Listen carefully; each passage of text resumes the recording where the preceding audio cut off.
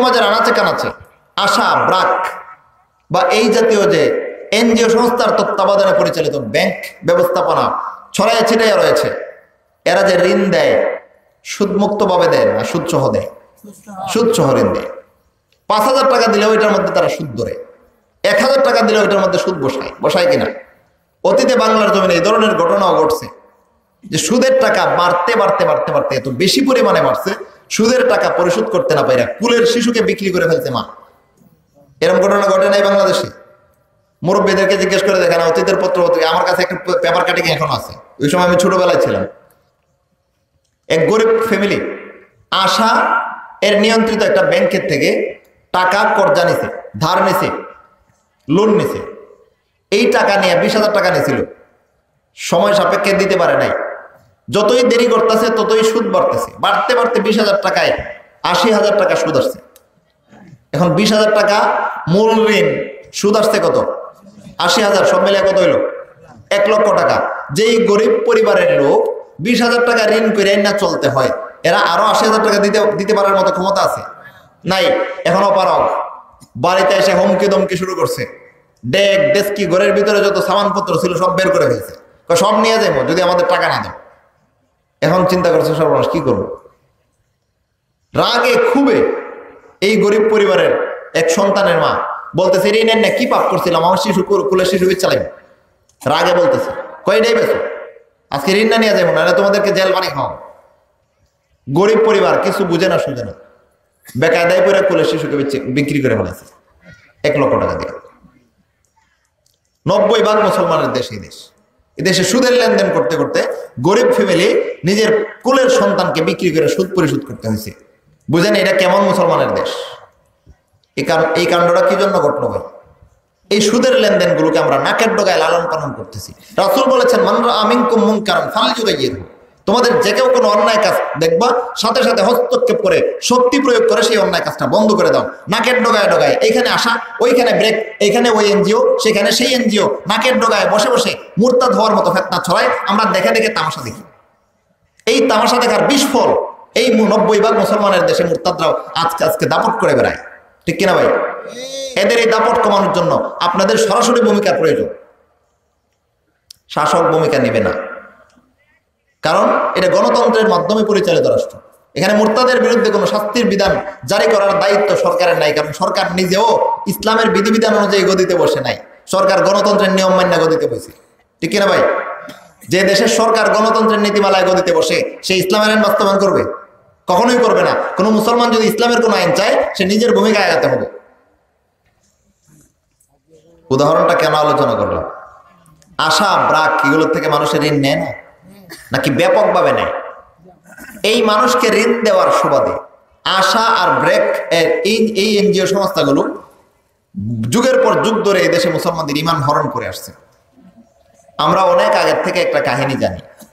ব্রাকের নিয়ন্ত্রিত যে স্কুলগুলো পরিচালিত হয় আমাদের সমাজে, আমরা অনেক আগের থেকে একটা কাহিনী শুনতাম, আমার মনে হয় প্রায় সবাই জানে। এই ব্রাকের স্কুলে একবার অনেক বছর আগে, আমার ছোটবেলায়, ব্রাকের স্কুলে মাস্টার নিয়ে পড়াইতে গেছে, যে বাচ্চাদেরকে বলতেছে, তোমরা তো বিশ্বাস করো যে আল্লাহ সবকিছু দেন, তোমরা বিশ্বাস করো আল্লাহ রিজিক দেন, আল্লাহ সম্পত্তি দান করেন, রিজিক দেন, তোমরা অনেক কিছু বিশ্বাস করো যে আল্লাহ দেন। ঠিক আছে, ভালো কথা, চকলেটও তো রিজিকের একটা অংশ, এটা তো আল্লাহ দেন। বাচ্চারা কয় হ্যাঁ আল্লাহ দেন। কয় তোমাদের আল্লাহর কাছে চকলেট চাও তো, বেশি কিছু চাওয়ার দরকার নেই। এই বাচ্চারা কি বুঝে যে আল্লাহ ডাইরেক্ট আসমান থেকে ডাইলে দেন না? বুঝে না।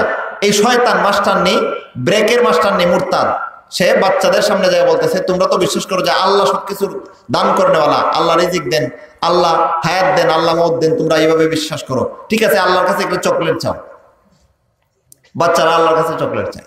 এভাবে কি আল্লাহ চকলেট দান করবেন? কিছুতেই না। এই শয়তানে জানে যে এইভাবে চাইলে আল্লাহ তাআলা দিবেন না। আল্লাহ দিতে পারেন না এই কথাটা প্রমাণ করার জন্য বাচ্চাদেরকে এইভাবে শিখাইতেছে। বাচ্চারা চাইতেছে আল্লাহ চকলেট দেন। এখন আল্লাহ তো আর এইভাবে চকলেট দেন না। 1 মিনিট পরে বলতেছে, কি পাইছো? কয় না, চকলেট তো পাই নাই। কয় দেখো, তোমাদের আল্লাহ চকলেট দিতে পারলো না। তোমরা বিশ্বাস করো যে আল্লাহ রিজিক দেয়, কই একটা চকলেট তোমাদেরকে দিতে পারলো না, রিজিক দিব কোথার থেকে? ঈমান রাখলো না, হরণ করে ফেললো। এই কচি বাচ্চাদের ঈমান যুগের পর যুগ ধরে এই দেশে ব্রাক, আশা এই জাতীয় এনজিওগুলো হরণ করে আসছে। এখন পর্যন্ত তারা সদর্পে দাপটের সাথে বাংলার আনাচে কানাচে, গ্রামে গঞ্জে, কোনায় কোনায়, এখানে সেখানে ব্যাঙ্গের ছাতার মতো এই ব্রাক আর আশার সমিতির কতগুলো ঘর ছোট ছোট বানায়া এগুলোর তত্ত্বাবধানে ঋণ বন্টন করে আর মানুষের ইমান নষ্ট করে। আজকে থেকে নয়, যুগের পর যুগ ধরে এদেশে তারা ইমান হরণ করতেছে। এই ব্রাকের তত্ত্বাবধানে যত স্কুলগুলো পরিচালিত হয় সবগুলো স্কুল মুরতাদের আড্ডাখানা। শিক্ষকগুলো মুরতাদ, যে ছাত্রগুলো পড়ে তাদেরকে প্রকারান্তরে মুরতাদ বানিয়ে ফেলা হয়। এইভাবে ইমান হরণ করা হয় ব্রাক আশার নিয়ন্ত্রিত স্কুলগুলোতে। তারপরে বলতেছে, কয় তোমরা বিশ্বাস করো আল্লাহ রিজিক দাতা, আল্লাহ রিজিক দেন, কই একটা চকলেট তোমাদেরকে দিতে পারলেন না।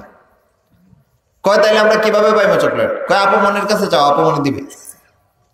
এখন আপমনির কাছে চাইছে, আপমনি চকলেট দেন, হাত পাতায় বসে রয়েছে। এখন আপমনির ব্যাগে আগের থেকে চকলেট কিনে নিয়ে আসে রেখে বলে চোখ বুঝো। সবাই চোখ বুঝছে, সবার হাতে একটা করে চকলেট দিয়ে দিয়ে। তারপরে বললো চোখ খোলো, চকলেট পাইছো? হ্যাঁ আপমনি পাইছি। কে দিছে? আল্লাহ দিছে? কয় না। কে দিছে? আপমনি দিছে। ভাই রিজিক দাতা কাকে সাব্যস্ত করলো? সারা পৃথিবীর সবগুলো মুসলমান বিশ্বাস করে রিজিক দাতা একমাত্র আল্লাহ রাব্বুল আলামিন। এটা আমাদের ইমান। কেউ যদি বিশ্বাস করে যে আল্লাহ রিজিক দাতা না অমুক, অথবা আল্লাহ আছেন অমুকেও দিতে পারে, ইমান থাকবে না, শিরক হবে। এইভাবে বাংলার 90% মুসলমানদের ঘরে ঘরে ঢুকে এনজিওরা যুগের পর যুগ ধরে ইমান হরণ করতেছে। সুদের লেনদেনের ছড়াছড়ির আড্ডাখানায় আসা ব্রেকের ব্যাংকগুলো। শুধু এতটুকুই নয়, ইসলামের একটা বিধান, ইমানের একটা বলিষ্ঠ অঙ্গ, আল্লাহর রব্বানিয়তের স্বীকৃতি দেওয়া। আল্লাহ জীবনদাতা, আল্লাহ মৃত্যুদাতা, আল্লাহ সন্তানদাতা, আল্লাহ রিজিক দাতা, এই বিষয়গুলো আল্লাহর রব্বানিয়তের অংশ, ইমানের একটা মজবুত অংশ। এইটাকে শুধু হরণ করে তারা বসে থাকেনি, ইমানের অনেকগুলো বিষয় তারা নষ্ট করেছে। আমলের অনেকগুলো বিষয় তো আছেই, ইমানের বলিষ্ঠ বিষয়গুলো নষ্ট করে ইসলামের প্রত্যেকটা বিধিবিধানকে তারা চ্যালেঞ্জ করছে। ইসলামের একটা বিধান পর্দা আছে কিনা ভাই? আছে তো। পর্দা করা ফরজ কিনা? ফরজ। এই পর্দার বিধানের ক্ষেত্রে আজকে নতুন না, তারা এই যুগের পর যুগ ধরে দেশে প্রচার করতেছে পর্দা নাকি প্রগতির অন্তরায়, আধুনিকতার উল্টা। পর্দা আধুনিকতার সাথে সামঞ্জস্য রেখে চলতে পারে না। আধুনিক চলাফেরার সিস্টেম হলো কি, যত শর্ট পোশাক পরা যায় আর যত সতর বাইর করে চলা যায়, এটা হলো আধুনিকতা। আর আল্লাহ বলতেছেন লজ্জা নিবারণ করে চলতে। কোরআনের আয়াতে আল্লাহ বলেছেন চক্ষু হেফাজত করো, লজ্জাস্থান হেফাজত করো। লজ্জার অঙ্গগুলো ডাকতে নির্দেশ করেন আল্লাহ, আর এনজিও গুলো আধুনিকতার নামে লজ্জার অঙ্গগুলো উন্মুক্ত করতে শিক্ষা দেয়। অনেক আগের থেকেই তারা এই সমস্ত বুলি বাংলার আনাচে কানাচে ছড়াই দেওয়ার চেষ্টা করেছে। তারা একটা বুলি বলতো, ধর্মের দুকায়ে ভুলবো না, বোরকা গায়ে তুলবো না। এরকম ছন্দ শুনছেন নি কোনো সময়? আজকালের না, অনেক আগের। বর্তমানে এগুলো আরো লেটেস্ট হয়েছে, আধুনিক হয়েছে। অনেক আগের থেকে তারা পর্দার বিধানের বিরুদ্ধে এইভাবে সমাজের আনাচে কানাচে মুসলমানদের ঘরে ঘরে এই ইরতেদাদপূর্ণ বাণীগুলো ছড়ায় ছড়ায় মুসলমানদের ইমান হরণ করতেছে। ধর্মের দুকায়ে বলবো না, বোরখা গায়ে তুলবো না, দুটোটা কথা মোরতাদ হওয়ার মতো কথা। ধর্মের দুকা মানে ইসলাম, আল্লাহ প্রদত্ত কোনো ধর্ম না, এটা একটা দুকা। ইসলাম ধর্মকে কেউ যদি দুকা মনে করে, ইমান থাকবে না, মোরতাদ হয়ে যাবে, মোরতাদ হয়ে যাবে। এটা হলো একটা মুরতাদ হওয়ার মতো কথা। আরেকটা কথা হলো বোরখা গায়ে তুলবো না। আল্লাহ বলেছেন সতর ডেকে চলাফেরা করতে নারীদেরকে, সেখানে নারীদেরকে বলতেছে বোরখা গায়ে তুলবো না। বোঝা গেল আল্লাহর হুকুমের পক্ষে বলছে না, বিরুদ্ধে। আল্লাহর হুকুমের বিরুদ্ধে যারা বিদ্রোহ করে তারা ইমানদার না মুরতাদ?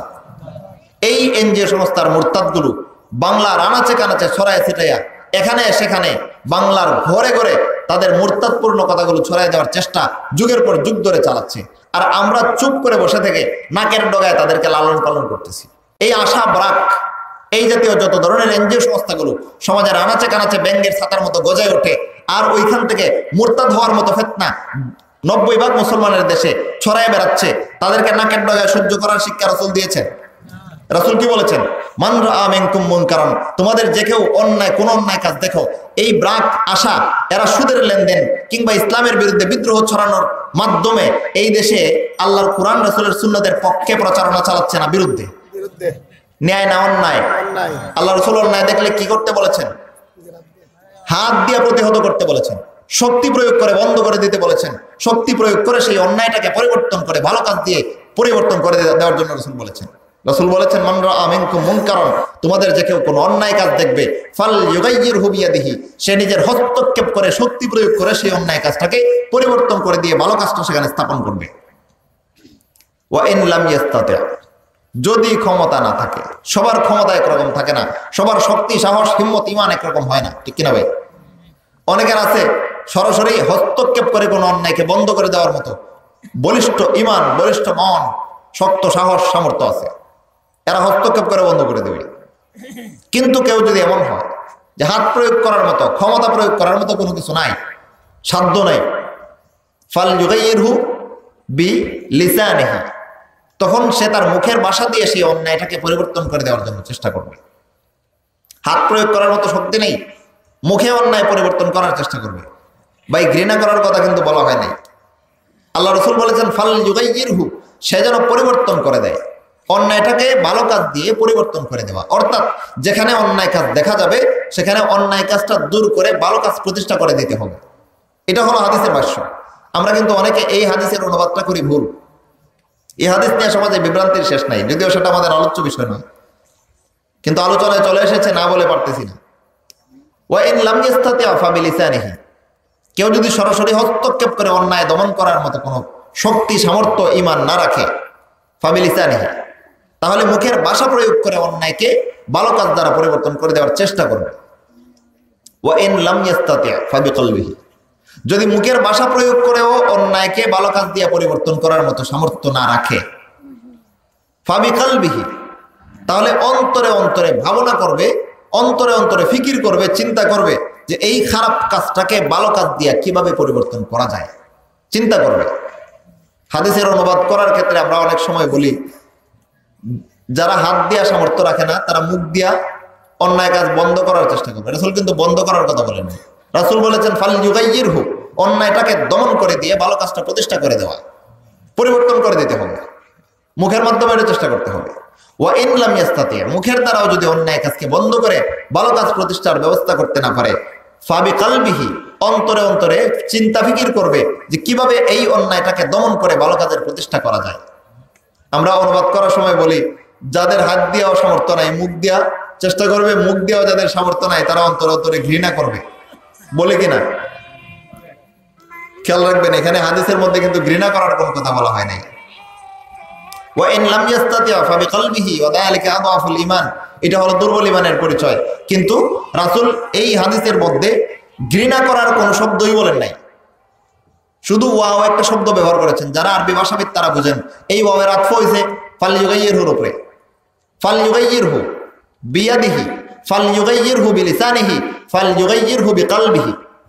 এই হাদিসের মর্ম হলো এইভাবে, অন্যায়কে দমন করে দিয়া ভালো কাজ প্রতিষ্ঠা করে দিবে হাত দিয়া, যদি সামর্থ্য না থাকে অন্যায়কে দমন করে দিয়ে ভালো কাজ প্রতিষ্ঠা করে দিবে মুখ দিয়া, এটাও যদি সামর্থ্য না থাকে অন্যায়কে দমন করে ভালো কাজ প্রতিষ্ঠা করে দেওয়ার চেষ্টা করার বিষয়ে ফিকির করবে অন্তরে অন্তরে। রাসূল এই কথা বলেছেন, ঘৃণা করার কথা বলেন নাই।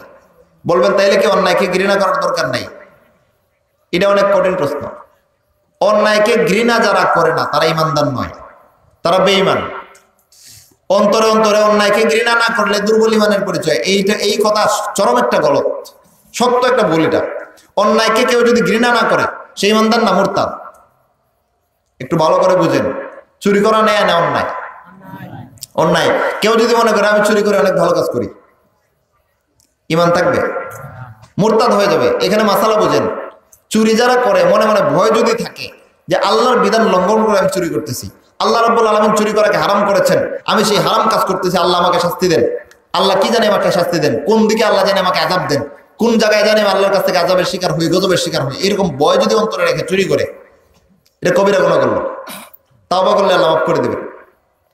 কিন্তু কেউ চুরি করে আর বড় গলায় বলে যে চুরি করাই ভালো, চুরি করা ছাড়া কোনো পথ নাই, চুরিই ভালো, চুরির দ্বারা আমার অনেক লাভ হয়েছে, এই চুরিকে যদি হালাল করে ফেলে ঈমান থাকবে না মুরতাদ হয়ে যাবে।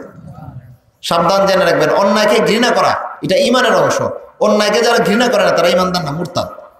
এই হাদিসে কিন্তু অন্যায়কে ঘৃণা করার কথা বলা হয় নাই, অন্যায়কে ভালো কাজ দিয়ে পরিবর্তন করে দেওয়ার ফিকির করার কথা বলা হয়েছে। তর্জমা করার সময় আমরা করি ভুল, আমরা বলি অন্তরে অন্তরে ঘৃণা করা, এই ভুল অর্থ। অন্তরে ঘৃণা না করলে তো ঈমানই থাকবে না, এটা দুর্বল ঈমান কি আবার? সবল ঈমানই থাকবে না, কারো অনেক বলিষ্ঠ ইমান আছে, কিন্তু মনে করে ডাকাতি করা অনেক ভালো কাজ, ইমান থাকবে? বলিষ্ঠ ইমান থাকবে না, নষ্ট হয়ে যাবে। এই কারণে অন্যায়কে ঘৃণা করা এটা দুর্বল ইমানের পরিচয় না, বরং অন্যায়কে ঘৃণা করা ফরজ। এটা অন্যায়কে ঘৃণা করা ইমানের অংশ। যদি ঘৃণা না করে ইমান থাকবে না। আনুষঙ্গিক কথা বলতেছিলাম, মূল আলোচনায় যাই। এই যে আমাদের সমাজের আনাচে কানাচে ব্রাক আশা অথবা এই জাতীয় এনজিও গুলো জায়গায় জায়গায় ছড়ায় ছিটাইয়া গজায় উঠতেছে। 90% মুসলমানের দেশে বসে বসে ধর্মের দুকায় বলবো না, বোরকা গায়ে তুলবো না, এই জাতীয় নাস্তিক্যবাদী মুরতাদ হওয়ার মতো কথাবার্তা সমাজের মুসলমানদের মধ্যে ছড়ায় ছিটাইয়া প্রচার করতেছে। এদের ক্ষেত্রে আমাদের কোনো দায় দায়িত্ব নাই না? আছে? যেখানে ব্রাক আশা বা এই জাতীয় নাস্তিক্যবাদ মুরতাদবাদ ছড়াইবার মতো ফিতনা দেখবেন, সেখান থেকে হাত প্রয়োগ করে উৎখাত করে দেওয়ার চেষ্টা করবেন। পারবেন ইনশাআল্লাহ? যদি কোনো দাজ্জাল এসে বলে যে আইন নিজের হাতে তুলে নিও না, জুতা দিয়ে তার গালে কয়েকটা বাড়ি দেবেন। কারণ এই কথা গণতন্ত্রের শিক্ষা, এটা আল্লাহর কোরআনের শিক্ষা, এটা রাসূলের সুন্নতের শিক্ষা নয়। ঠিক কিনা ভাই? এবার আসেন মূল আলোচনায়।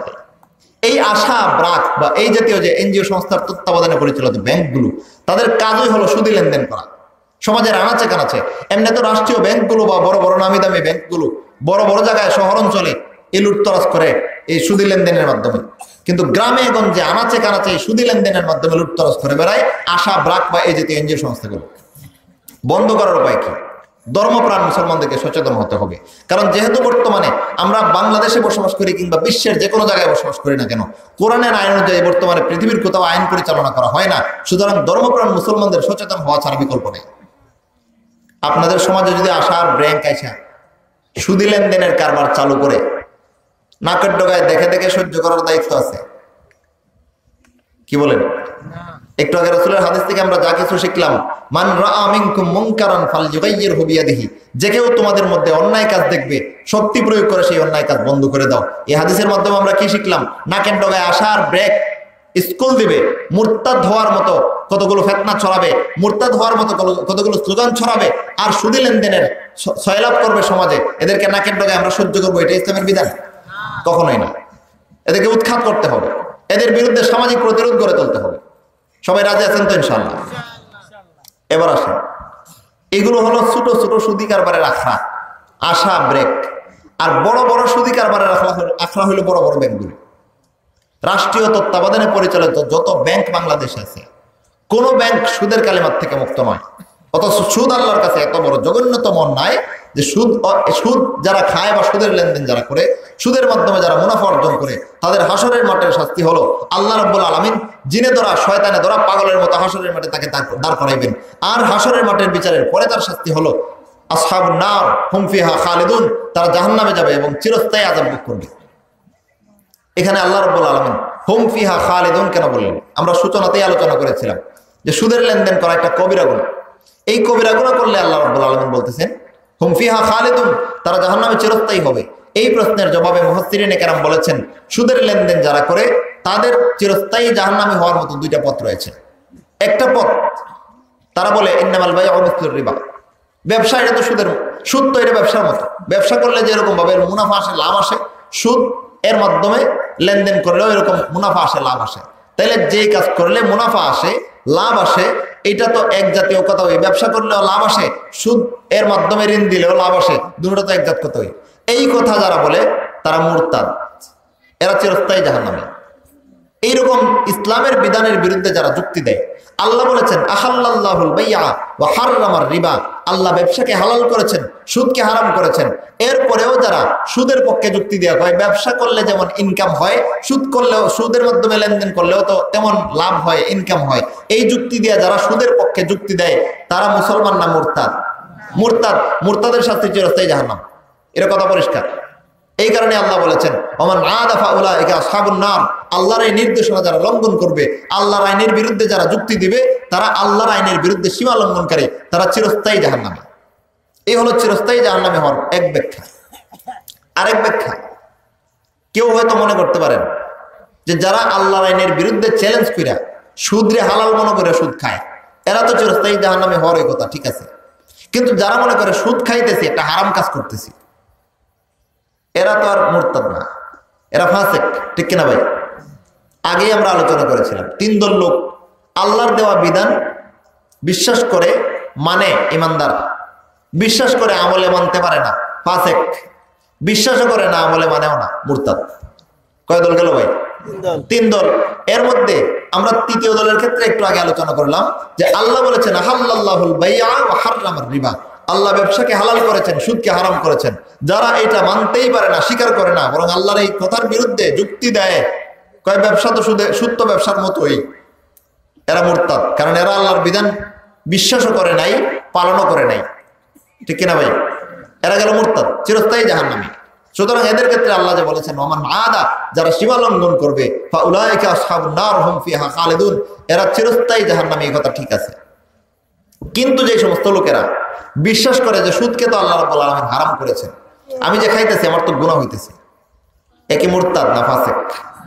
ফাসিক, ফাসিক তো চিরস্থায়ী জাহান্নামী হয় না। তাইলে আল্লাহ যে বললেন ওমান আদা, এত সীমা লঙ্ঘন করে, বিশ্বাস করে সুদ হারাম, তারপরও সুদের মাধ্যমে লেনদেন করে, সীমা লঙ্ঘনকারী কিনা? সীমা লঙ্ঘনকারী। আল্লাহ বলতেছেন আসহাবুন নার হুম ফিহা খালিদুন, সেও চিরস্থায়ী জাহান্নামী। মুফাসসিরিনে কেরাম বলতেছেন সে 1-2 বার যে সুদ খাইতেছে এটার কারণে আল্লাহর কাছে ফাসিক হবে, মুরতাদ হবে না, কিন্তু সারা জীবন ভর যদি সুদ খাইতে থাকে আর সুদ থেকে তাওবা না করে মরবার আগে কাফের হয়ে মরবে। এই কারণে আল্লাহ বলেছেন ফাউলাইকা আসহাবুন নার হুম ফিহা খালিদুন। সুদকে হারাম বিশ্বাস করে সুদ খাক অথবা হারাম বিশ্বাস না করে সুদ খাক, এক সময় সে চিরস্থায়ী জাহান্নামী হওয়া ছাড়া কোনো পথ নাই। এখন প্রশ্ন দাঁড়ায়, সুদ এত বড় জঘন্যতম একটা অন্যায়, যে অন্যায় রাষ্ট্রীয় ব্যাংকগুলোর তত্ত্বাবধানে পরিচালিত হয়ে সমাজের আনাচে কানাচে আশা ব্রাক এই জাতীয় এনজিওগুলোর মাধ্যমে পর্যন্ত সুদের লেনদেন সমাজের আনাচে কানাচে ছড়ায় ছিটায় পড়তেছে। এই অন্যায় দমন করার ব্যবস্থা কি? আমরা সামাজিকভাবে যে ব্রাক আশা ছড়ায় পড়তেছে এগুলোর দমনের ব্যবস্থার জন্য হাদিস থেকে নির্দেশনা নিলাম। রাসূল বলেছেন অন্যায় দেখো সাথে সাথে দমন করো, ঠিক কিনা ভাই? এখন আপনার এলাকায় যদি আশা অথবা ব্রাক এসে নতুন একটা ব্যাংক উদ্বোধন করার চেষ্টা করে, আপনাদের দায়িত্ব হলো এখানে মিলাদ শরীফ পড়ার জন্য যাওয়া, নাকি ভাই? এরকম তো করা হয়, কোনো কিছু উদ্বোধন করার জন্য মিলাদ শরীফের আয়োজন করা হয় কিনা? হয়। এটা আরেক কুসংস্কার, সেটা আলাদা আলোচ্য বিষয়। কিন্তু আপনার এলাকায় আশা কিংবা ব্রাক বা এই জাতীয় কোনো এনজিও সংস্থা সুদী লেনদেন করার জন্য একটা কারখানা খুললো, নতুন একটা ঘর ভাড়া নিল অথবা বানাইলো, ওইখানে আপনাকে মিলাদ অনুষ্ঠানে দাওয়াত দিল আর আপনি গেলেন, দোয়া করে দিলেন। আপনার দায়িত্ব এটা? কি দায়িত্ব? এটা বয়কট করতে হবে। সমাজের সবগুলো মুসলমানের সাথে কথা বলতে হবে যে এখানে একটা সুদী লেনদেনের কারখানা গজাইতেছে, এইখানে একটা মুমিনের ঈমান হরণ করার কারখানা জায়গাতে গজাইতেছে, এটার বিরুদ্ধে সবাই সোচ্চার হওয়া উচিত, এটাকে এখানে স্থান দেওয়া যাবে না, ঠিক কিনা ভাই? আপনাদের এলাকায় যদি আসার ব্রেক থাকে কর্মকর্তাদেরকে জানাই দেবেন যে আমরা ওয়াজ মাহফিলে শুনেছি তোমাদেরকে নাকের ডগায় লালন করলে আল্লাহর কাছে জবাব দিতে পারবো না, তোমরা আস্তে আস্তে বাইলে বাইলে ভালোয় ভালোয় চলে যাও। আর যদি ভালোয় ভালোয় যাইতে না চাও, সমাজের কোন একটা মুসলমান তোমাদেরকে বরদাস্ত করবে না, ঠিক কিনা ভাই? পারবেন তো ইনশাল্লাহ সাহস করতে? এবার আসেন সামাজিকভাবে সুদী লেনদেন ঘরে ঘরে প্রচার করার জন্য, ঘরে ঘরে ছড়াই দেওয়ার জন্য যেই এনজিওগুলো আশা ব্রাক বা এই জাতীয় সংস্থার মাধ্যমে সমাজের আনাচে কানাচে গজায় উঠতেছে, তাদেরকে দমনের ব্যবস্থা আমরা জানলাম। কিন্তু রাষ্ট্রীয়ভাবে যে সুদী লেনদেনের কারখানা রাষ্ট্রীয় ব্যাংকগুলোর মাধ্যমে সারা বাংলাদেশে প্রতিষ্ঠা করে রাখা হয়েছে, এইগুলোর দমনের ব্যবস্থা কি জানার দরকার আছে না নাই? এইগুলোর দমনের একমাত্র ব্যবস্থা হলো ইসলামী খেলাফতকে পুনরায় নিয়ে আসা। ইসলামী খেলাফত, ইসলামী শাসন। যেই রাষ্ট্রে ইসলামী শাসন নাই, সেই রাষ্ট্রে কুফরি তত্ত্বাবধানে পরিচালিত ব্যাংকগুলোর মধ্যে সুদ ইচ্ছা মতো ঢুকাইবে, আপনি বারণ করার কোন শক্তি আপনার কাছে নাই, ঠিক কিনা ভাই? রাষ্ট্র যদি কুফর ছড়ায়, আপনি জনগণ কি করবেন? কাজে না কাজে রাষ্ট্রীয় পাওয়ার ছাড়া এটা কি করা যাবে না, বন্ধ করা যাবে না। যেই ব্যাংকগুলো রাষ্ট্রের তত্ত্বাবধানে রাষ্ট্রের ছত্র ছায়ায় সুদী লেনদেন বাংলার ঘরে ঘরে ছড়ায়, সেই ব্যাংকগুলোকে যদি কবজা করতে চান, সেই ব্যাংকগুলো থেকে যদি সুদী লেনদেন উৎখাত করতে চান, তাহলে রাষ্ট্রের মধ্যে ইসলামকে প্রতিষ্ঠা করা ছাড়া বিকল্প নেই। এবার অনেকে প্রশ্ন করতে পারে, কয় সুদের ব্যাপারে আলোচনা করতে বসছেন, এখানে আবার রাজনীতি নিয়ে আলোচনা। আমাদের সমাজের মধ্যে কিন্তু একদল মুসলমান এরকম বসবাস করে যারা রাজনীতি আর ইসলামকে আলাদা মনে করে, আসেনি? কয় ইসলাম একটা পবিত্র জিনিস, এখানে রাজনীতির আলোচনা যুক্ত করার কোন দরকার নেই, রাজনীতি হলো নোংরা জিনিস। ভালো কথা, যেই রাজনীতি নোংরা সেই রাজনীতির সাথে ইসলামের কোনো সম্পর্ক নাই। ইসলাম পবিত্র রাজনীতির শিক্ষা দেয় কিনা একটু লক্ষ্য করেন। আল্লাহ রাব্বুল আলামিন পবিত্র কোরআনে বলেছেন, হুয়াল্লাযী আরসালা রাসূলাহু বিল হুদা ওয়া দীনিল হক লিইয়ুযহিরাহু আলা দ্বীনি কুল্লিহি ওয়ালাউ কারিহাল মুশরিকুন। তিনি আল্লাহ তাআলা যিনি তার রাসূলকে হেদায়েত এবং সত্য দিন দিয়ে পাঠিয়েছেন, কি জন্য? লিইয়ুযহিরাহু আলাদ দীনি কুল্লিহি, যাতে করে পৃথিবীর সবগুলো ধর্মের উপর আল্লাহ রাসূল ইসলামকে বিজয়ী করে যেতে পারেন। তাহলে রাসূলের কাজ কি? সমাজের কুফরি রাষ্ট্রের তত্ত্বাবধানে তাসবিহ আর জানাজ নিয়ে বসে থাকা? রাসূলকে আল্লাহ কি দায়িত্ব দিয়ে পাঠিয়েছেন ভাই দুনিয়াতে? ইসলামকে সারা পৃথিবীর সবগুলো ধর্মের উপর বিজয়ী করার জন্য রাসূলকে আল্লাহ বানিয়েছেন। ঘোষণা দিয়েছেন আরসালা রাসূলাহু বিল হুদা ওয়া দীনিল হক, সত্য দিন আর হেদায়েত দিয়ে তিনি তার রাসূলকে জমিনে পাঠিয়েছেন। কি জন্য? লিইয়ুযহিরাহু আলাদ দীনি কুল্লিহি, যাতে করে ইসলামকে রাসূল সারা পৃথিবীর সবগুলো ধর্ম, সবগুলো মত, সবগুলো পথ, সবগুলো মতবাদের উপর ইসলামকে যেন রাসূল বিজয়ী করতে পারেন। রাষ্ট্রে ইসলামের বিজয়ের দরকার নাই। এখন রাষ্ট্রে যদি ইসলামের বিজয় চান, রাষ্ট্রের মাধ্যমে ইসলামী আইনের বাস্তবায়ন চান, রাজনীতির ভিতরে না বাইরে? ভালো করে বলেন। রাষ্ট্রের মধ্যে ইসলামকে বাস্তবায়ন করা, রাষ্ট্রীয় তত্ত্বাবধানে রাষ্ট্রের সব ক্ষেত্রে ইসলামের আইন প্রয়োগ করা, এটা যদি আপনি করতে চান তাহলে রাজনীতির বাইরে থেকে পারবেন না, ভিতরে ঢুকতে হবে। বোঝা গেল রাজনীতির সাথে ইসলামের সম্পর্ক নাই।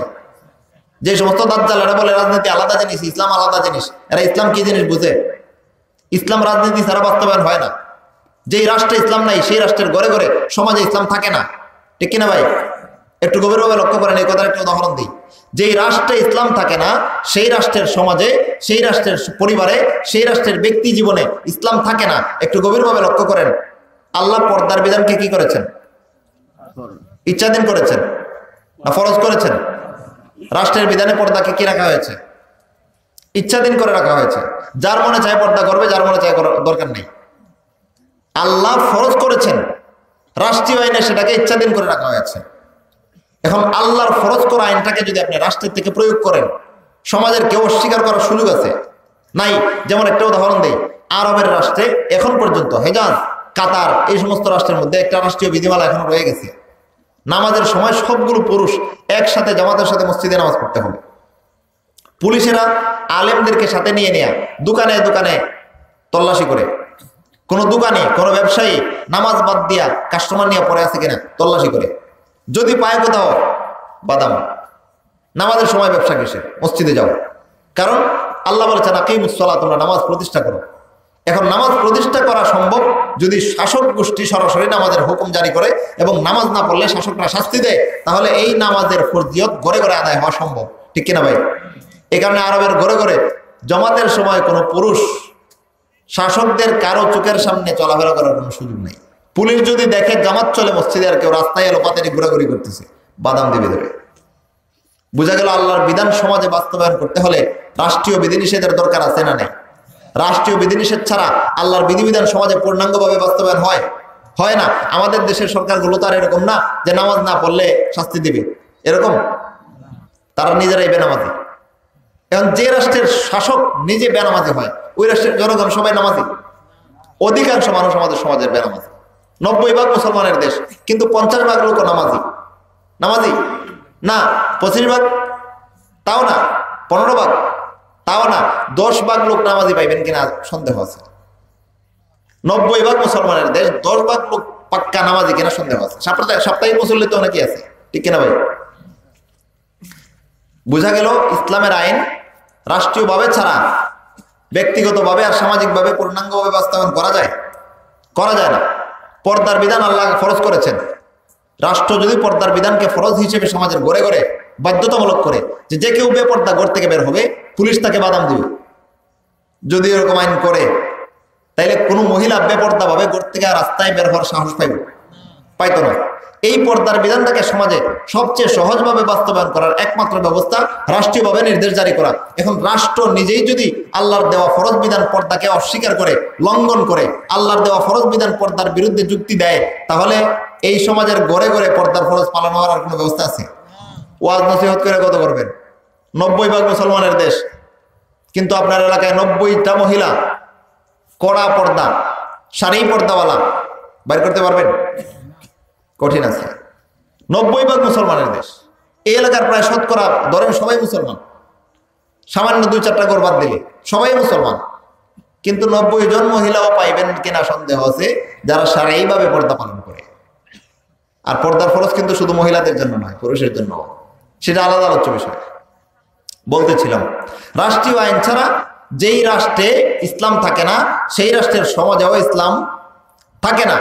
এখন রাষ্ট্রীয়ভাবে সুদকে আল্লাহ রাব্বুল আলামিন হারাম করার শিক্ষা দিয়েছেন। আল্লাহ কোরআনে বলেছেন আহাল্লাল্লাহুল বাই'a ওয়া হাররামার রিবা, আল্লাহ ব্যবসাকে হালাল করেছেন, সুদকে হারাম করেছেন। এই সুদকে যদি রাষ্ট্রীয়ভাবে হারাম ঘোষণা করা হয় তাহলে সমাজের আনাচে কানাচে অলিতে গলিতে কোনো জায়গায় সুদে লেনদেন হওয়ার কোনো সুযোগ থাকে না। কিন্তু রাষ্ট্র যদি সুদকে আশ্রয় দেয়, রাষ্ট্র যদি সুদের পক্ষে যুক্তি দেয়, তাহলে এই সমাজের আনাচে কানাচে সুদকে দূর করার আর কোনো ব্যবস্থা নেই। ঠিক কিনা ভাই? রাষ্ট্রীয় নিয়ন্ত্রক শ্রেণী যারা এই সমাজে আইন তৈরি করে এবং আইন প্রয়োগ করে, তাদের বক্তব্য কি সুদের ব্যাপারে? আমাদের বাংলাদেশের সাবেক না বর্তমান কে জানে? অর্থমন্ত্রী কি নাম বলতে পারেন? আবুল মাল। এই আবুল মাল সে নিজের মুখে মন্তব্য করেছে, কয় অর্থনীতি সুদ ছাড়া চলতে পারে না। কোন রাষ্ট্রের ক্যাশিয়ার, কোন রাষ্ট্রের অর্থনৈতিক দায়িত্বশীল, সারা রাষ্ট্রের রাষ্ট্রীয় অর্থনৈতিক দায়িত্বশীল যদি নিজের মুখে বলে যে এই রাষ্ট্রে অর্থনীতি সুদ ছাড়া চলতে পারে না, বোঝা গেল আল্লাহর দেওয়া বিধান সুদকে হারাম করা এবং ব্যবসাকে হালাল রাখা, আল্লাহর দেওয়া এই বিধানটা সে মানছে না, বিদ্রোহ করছে। যেই রাষ্ট্রের রাষ্ট্রীয় অর্থনৈতিক দায়িত্বশীল সুদের পক্ষে যুক্তি দেয়, সেই রাষ্ট্রে সুদকে হারাম করা হবে না বৈধ রাখা হয়েছে? আল্লাহ সুদকে হারাম করেছেন, রাষ্ট্রীয়ভাবে বাংলাদেশকে সুদকে বৈধতা দেওয়া হয়েছে বাংলাদেশে। এখন যেই রাষ্ট্রে রাষ্ট্রীয়ভাবে সুদকে বৈধতা দেওয়া হয়, সেই রাষ্ট্রের রাষ্ট্রীয় ব্যাংকগুলোতে সুদমুক্ত লেনদেন করার কোনো ব্যবস্থা আছে? নাই। রাষ্ট্রীয় ব্যাংকগুলোকে যদি মুক্ত করতে চান, এই কারণেই একটু আগে আমি বলেছিলাম যে আমাদের এলাকার আনাচে কানাচে অলিতে গলিতে এখানে সেখানে আশা ব্রাক বা এই জাতীয় এনজিওদের তত্ত্বাবধানে যে সুদী লেনদেনের কারখানা খোলা হয়, সেটা না হয় আমরা সরাসরি হস্তক্ষেপ করে বন্ধ করে দিলাম, কিন্তু রাষ্ট্রীয়ভাবে যে সুদী লেনদেন সারা বাংলার মুসলমানদের গাড়ে চাপায় দেওয়া রাখা হয়েছে, সেই সুদী লেনদেনের কারখানা যদি বন্ধ করতে চান তাহলে রাষ্ট্রীয়ভাবে সুদকে হারাম ঘোষণা করার বিকল্প নেই। ঠিক কিনা ভাই? এবার রাষ্ট্রের দায় দায়িত্বশীল যারা আছেন তাদের কাছে আমাদের কথা এটাই থাকবে যে যদি আল্লাহর বান্দা হয়ে থাকেন তাইলে বাংলাদেশের সুদকে হারাম ঘোষণা করেন, আর যদি সুদকে হারাম ঘোষণা না করে সুদের পক্ষে যুক্তি দেন তাইলে আপনারা আল্লাহ দ্রোহী। আল্লাহর বান্দা দুনিয়ার অন্য কাউকে ভয় পাবে না, এটাই কোরআনের শিক্ষা। আল্লাহ বলেছেন ইয়াখশাউনান নাস কাখাশিয়াতিল্লাহ আও আসাদ্দা খাশিয়া। একদল মুনাফিক, এরা আসলে মুসলমান না, এরা মুসলমানদের সাথে চলাফেরা করে, মুসলমানদের মতো বেশ ধরে, কিন্তু আসলে এরা মানুষকে ভয় পায়, আল্লাহকে ভয় পাওয়ার চেয়ে বেশি। এরকম লোক আমাদের সমাজে আছে না নেই? আল্লাহর বিধান গোপন করে ফেলে রাষ্ট্রের ভয়ে, সরকারের ভয়ে। এইরকম লোকদের ক্ষেত্রে আল্লাহ কোরআনে ঘোষণা করেছেন ইয়াখশাউনান নাস কাখাশিয়াতিল্লাহ আও আসাদ্দা খাশিয়া। এরা মানুষকে ভয় পায় আল্লাহকে ভয় পাওয়ার মতো, অথবা আল্লাহর চেয়ে বেশি ভয় পায় মানুষকে। ঈমান থাকবে? ওয়াল্লাহু আহাক্কু আন তাখশাউহু ইন কুনতুম মুমিনিন। আল্লাহই সবচেয়ে উপযুক্ত, তোমরা যদি ভয় পাওয়ার হয়ে থাকে একমাত্র আল্লাহকে ভয় পাইবা যদি তোমরা ঈমানদার হয়ে থাকো। ভাই ঈমানদার আল্লাহকে ভয় পাবে না সরকারকে? আল্লাহকে। আল্লাহর ভয় আর সরকারের ভয় যদি এক লাইনে থাকে, অর্থাৎ আল্লাহ নামাজকে ফরজ করেছেন, সরকারও নামাজ না পড়লে শাস্তি দেয়, তাইলে এখানে আল্লাহর ভয় আর সরকারের ভয় একই কথা। এখানে আল্লাহকেও ভয় করেন, সরকারের শাস্তিরও ভয় করেন, কারণ সরকার এখানে আল্লাহর শাস্তি বাস্তবায়ন করে। ঠিক কিনা ভাই? কিন্তু যদি দেখা যায় আল্লাহ সুদকে হারাম করেছেন, সরকার সুদকে বৈধতা দেয়, আল্লাহর ভয়কে প্রাধান্য দিবেন না সরকারের ভয়কে? এখানে সরকার আল্লাহর ভয়কে বিদ্রোহ করেছে, আমরাও সরকারের ভয়কে বিদ্রোহ করতে বাধ্য। যে সরকার আল্লাহর বিধান মানে আমরা সেই সরকারের বিধান মানি। ঠিক কিনা ভাই? এটা মুমিনের ঈমান। ইয়াখশাউনান নাস কাখাশিয়াতিল্লাহ আও আসাদ্দা খাশিয়া, এটা মুমিনের বৈশিষ্ট্য নয় যে মানুষকে ভয় পাবে আল্লাহর চেয়ে বেশি। এটা কোনো মুমিনের বৈশিষ্ট্য নয়। মুমিনের বৈশিষ্ট্য হলো ওয়াল্লাহু আহাক্কু আন তাখশাউহু ইন কুনতুম মুমিনিন। তোমরা আল্লাহকে বেশি ভয় পাও যদি ঈমানদার হয়ে থাকো। ভাই আমরা যদি ঈমানদার হয়ে থাকি সরকারের ভয়ে আল্লাহর ভয়ের উপর প্রাধান্য দিব না আল্লাহর ভয়কে সরকারের ভয়ের উপর প্রাধান্য দিব? এবার যেই রাষ্ট্রের রাষ্ট্রীয় কোষাধ্যক্ষ, রাষ্ট্রীয় অর্থনৈতিক দায়িত্বশীল সুদের পক্ষে যুক্তি দেয়, যদি ঈমান মজবুত থাকে, যদি আল্লাহর ভয়ের বিপরীতে অন্য কাউকে বেশি ভয় করে না থাকেন, বলেন যেই রাষ্ট্রের রাষ্ট্রীয় দায়িত্বশীল, রাষ্ট্রীয় অর্থনৈতিক দায়িত্বশীল আল্লাহর কোরআনে হারাম ঘোষণা করা সুদের পক্ষে যুক্তি দেয়, ঈমানদার না মুরতাদ? এটা বলতেছিলাম। সুদকে আল্লাহ রাব্বুল আলামিন হারাম করেছেন, সুদের শাস্তি ঘোষণা করেছেন কোরআনে দুইটা। হাসরের মাঠে একটা, হাসরের মাঠের বিচারের পরে আরেকটা।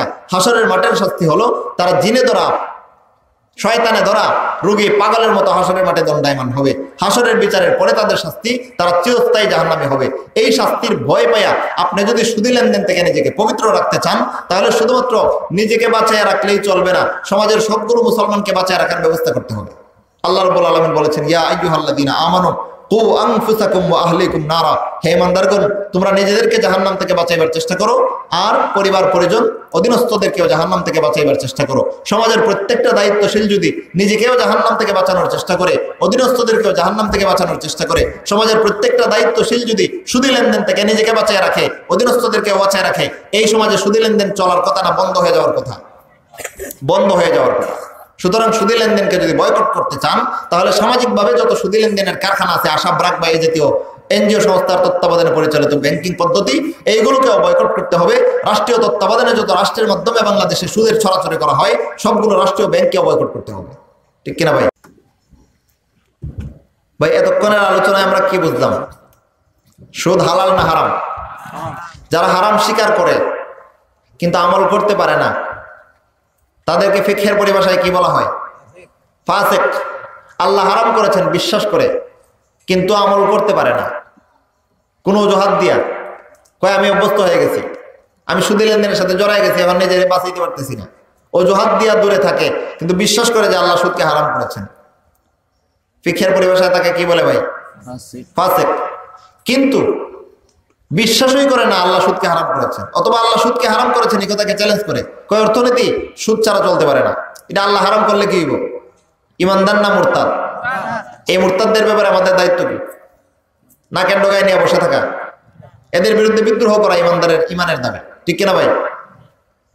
লক্ষ্য করেন, সুদের ব্যাপারে আমরা তিন দল মানুষ চিনলাম। একদল মানুষ বিশ্বাস করে যে আমি সুদ খাবো না, সুদকে আল্লাহ হারাম করেছেন, বিশ্বাসও করি, জীবনে সুদী লেনদেনের সাথে জড়িত হব না, সেই ইমানদার। আরেকদল লোক বিশ্বাস করে যে সুদকে আল্লাহ হারাম করেছেন কিন্তু কাজে কর্মে সুদী লেনদেনের সাথে জড়ায় পড়ে, আল্লাহর হারামকে হালাল বানায় নাই, বরং হারামকে হারামের জায়গায় রেখে বইয়ের সাথে সুদী লেনদেনের সাথে জড়ায় গেছে। ফাসিক। এই ফিসকের কারণে সে জাহান্নামে যাবে, সাময়িকভাবে জাহান্নামে জ্বলবে। কিন্তু এই লেনদেনের সাথে যদি মরবার আগ পর্যন্ত জড়িত থেকে যায়, তাওবা করে না, তাহলে এক সময় সে কাফের হয়ে যাবে। এই কারণে আল্লাহ রাব্বুল আলামিন বলেছেন, উলাইকা আসহাবুন নার হুম ফিহা খালিদুন, তারা জাহান্নামে চিরস্থায়ী জাহান্নামে হবে। আরেকদল লোক, তারা আল্লাহ যে সুদকে হারাম করেছেন বিশ্বাসই করে না। এরা কি ভাই? মুরতাদ। ফাসিক না, এরা মুরতাদ। এই তিন দল লোককে চিনে রাখেন। এবার আমাদের দায়িত্ব বুঝেন, যারা ফিসকের সাথে জড়িত, সমাজে সুদী লেনদেন করে, সুদী কারবারের সাথে জড়িত, তাদেরকে বুঝান যে ভাই আপনার এই কাজটা আল্লাহ রাব্বুল আলামিন নিষেধ করেছেন। এই সুদী লেনদেনের মাধ্যমে আপনি ধনী হতে পারবেন না, বরং আপনার উপরে আল্লাহর গজব পড়ার ব্যবস্থা করতেছেন। এইভাবে তাদেরকে বুঝান, কারণ সে আপনার মুমিন ভাই, মুরতাদ নয়। কোনো মুমিন যদি কবিরা গুনাহ করে ফাসিক হয়, তাকে মুসলিম ভ্রাতৃত্বের বন্ধন থেকে বিচ্ছিন্ন করা যায় না, তাকে ভ্রাতৃত্বের বন্ধনে রেখে হেদায়েত করার চেষ্টা করতে হয়। আমাদের সমাজে সুদী লেনদেনের সাথে যারা জড়িত, বিশ্বাস করে যে সুদ আল্লাহ হারাম করেছেন কিন্তু আমি জড়াই গেতে পারতেছি না, এরকম যারা, এদেরকে বুঝায় সোজায়া আল্লাহর বিধানের পক্ষে বুঝায়া তাদেরকে দাওয়াত দিয়া সুদী লেনদেন থেকে পবিত্র করার চেষ্টা করতে হবে। এটা হলো দ্বিতীয় দল। আর তৃতীয় দল যারা আল্লাহ সুদকে হারাম করেছেন সে বিশ্বাস করতেই রাজি না, কয়ের সুদ আর ব্যবসাটা একই জিনিস। এটা হলো প্রাচীন যুক্তি।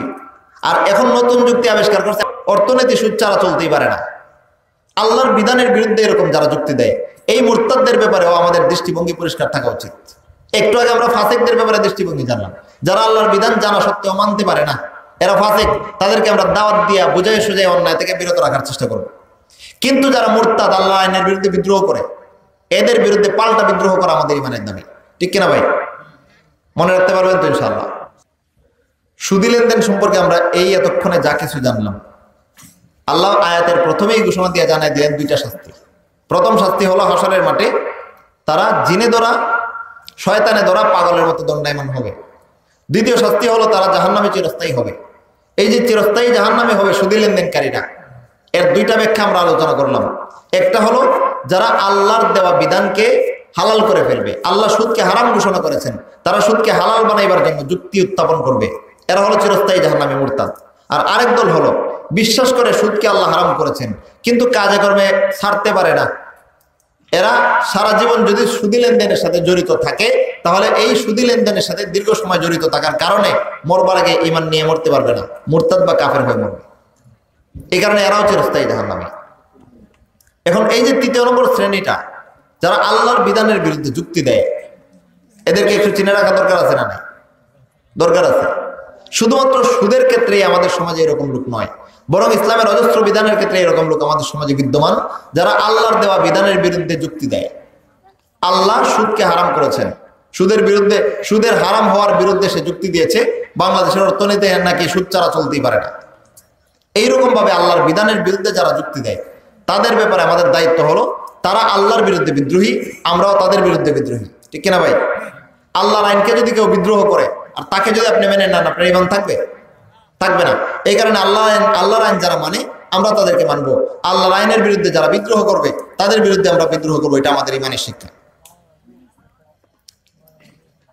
একটু আগে আমরা যা কিছু আলোচনা করলাম, এর মধ্যে আরেকটা গুরুত্বপূর্ণ বিষয়, চোখের সামনে যদি কোনো অন্যায় দেখেন, সেটা সুদী লেনদেন হোক, ইসলামের বিরুদ্ধে কোনো প্রচারণা হোক, কোনো ইরতেদাদ কিংবা নাস্তিক্যপূর্ণ কোনো বাণী হোক, কোনো কথা হোক, সমাজের মধ্যে যদি এরকম কোনো প্রচারণা চলে যা ইসলামের বিরুদ্ধে, সমাজের মধ্যে কেউ যদি সুদ ঘুষ ছাড়াও এই ধরনের কোনো ইসলাম বিরোধী কাজ করে, আমাদের দায়িত্ব হলো হাত প্রয়োগ করে সেই অন্যায়টা বন্ধ করে দেওয়া, ঠিক কিনা ভাই?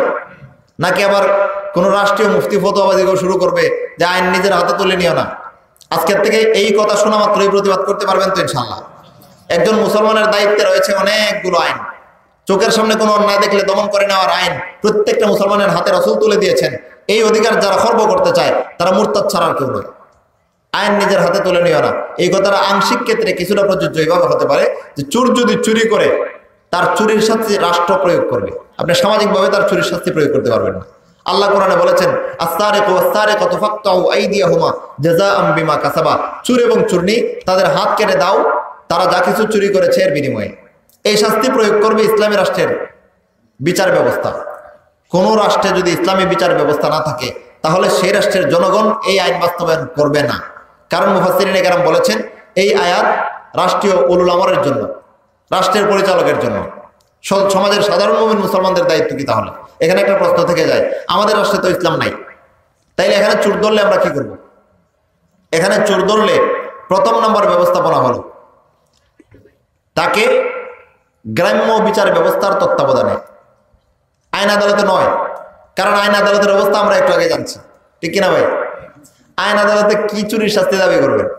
যে চোর আরেকজনের ঘরে গর্ত খনন করে তার ভিতরে, ঘরের ভিতরে সামান চুরি করছে, হে যেই রকম চোর, রাষ্ট্রীয় তত্ত্বাবধানে যারা রাষ্ট্রীয় হর্তাকর্তারা থাকে, তারা যখন জনগণের রিলিজের টাকা আত্মসাৎ করে, এরাও কম চোর না, আরো বড় চোর। ওই বড় চোরদের কাছে ছোট চোরদের বিচার দিলে বিচার পাওয়া যাবে নাকি? সুতরাং এই বড় চোরদের কাছে ছোট চোরের বিচার দেওয়া কোনো বিবেকসম্মত মানুষের কাজ নয়, সুস্থ বিবেক সম্পন্ন কোনো লোকের কাজ না বড় চোরদের কাছে ছোট চোরদের বিচার দেওয়া। তাইলে এভাবে এদেরকে দমন করতে হবে কিভাবে? গ্রাম্য তত্ত্বাবধানে ময় মুরব্বীদেরকে নিয়ে, ওলামায়ে কেরামকে সাথে নিয়ে বৈঠক করতে হবে যে একটা চোর ধরছি, তাকে কি শাস্তি দেওয়া যায়। তখন ওলামায়ে কেরামের পরামর্শক্রমে যে সিদ্ধান্ত গ্রহণ হবে সেটা প্রয়োগ করতে হবে, ঠিক কিনা ভাই? ভাই একটু আগে আমরা যা কিছু আলোচনা করলাম সুদের লেনদেন সম্পর্কে, আল্লাহ রাব্বুল আলামিন বলেছেন যে সুদের লেনদেনের সাথে যারা জড়িত থাকবে তাদেরকে হাসরের মাঠে জিন শয়তানে ধরা পাগলের মতো উত্থাপন করবেন। তারা জিন এবং শয়তানে ধরা রোগীর মতো পাগলের মতো হাসরের মাঠে দাঁড়াইবে। এটা হলো তাদের হাসরের মাঠের শাস্তি। আর হাসরের বিচারের পরের শাস্তি হলো তাদেরকে আল্লাহ রাব্বুল আলামিন চিরস্থায়ী জাহান্নামের শাস্তি দিয়া, চিরস্থায়ী জাহান্নামের আগুন দিয়ে শাস্তি দিবেন। আল্লাহ রাব্বুল আলামিন সুদী লেনদেন থেকে আমাদেরকে মুক্ত থাকার এবং আল্লাহর বিপরীতে বিদ্রোহ করার যত ধরনের পায়তারা সমাজে চলে সবগুলোকে বয়কট করার তৌফিক দান করেন। ওয়া আখিরু দাওয়ানা আনিল হামদুলিল্লাহি রাব্বিল আলামিন।